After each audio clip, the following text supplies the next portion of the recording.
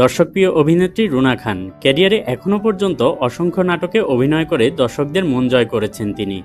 দিন যতই যাচ্ছে বয়স যেন কমছে। মাঝে মধ্যেই ভক্তদের তাক লাগিয়ে দেন রুনা, কখনো অভিনয়ে কখনো ফেসবুকের ছবি দিয়ে।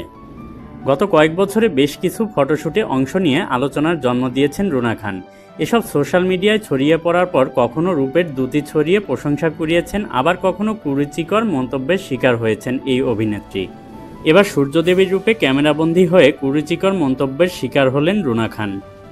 গত 12 সেপ্টেম্বর সোনারগাঁ শিল্পাচার্য জয়নুল লোক ও কারুশিল্প জাদুঘরে অনুষ্ঠিত হয় ফ্যাশন শো সোনায় বোনা গল্প। আর এতে অংশ নেন রুনা খান। আমি ঢাকা ও বি হেয়ার নাও এর যৌথ উদ্যোগে এই আয়োজন করা হয়। আর এখানে সূর্যদেবী রূপে ফটোশ্যুট করেন রুনা খান, আর সেসব ছবি ছড়িয়ে পড়েছে সোশ্যাল মিডিয়ায়। তাছাড়া রুনা খান তার ফেসবুকে ছবিগুলো পোস্ট করে সমালোচনা আরও উস্কে দিয়েছেন। কটাক্ষ করে একজন লেখেন, হায়রে মানুষ রঙিন ফানুষ দম ফুরাইলে ঠুস। দিন দিন মানুষের বয়স বাড়ে না কমে বুঝি না, সবাইকে কিছু দেখাতে পারলে এই মহিলা খুশি হয়। এটা ভাবে না সবাইকে সব জিনিস দেখানো মানায় না।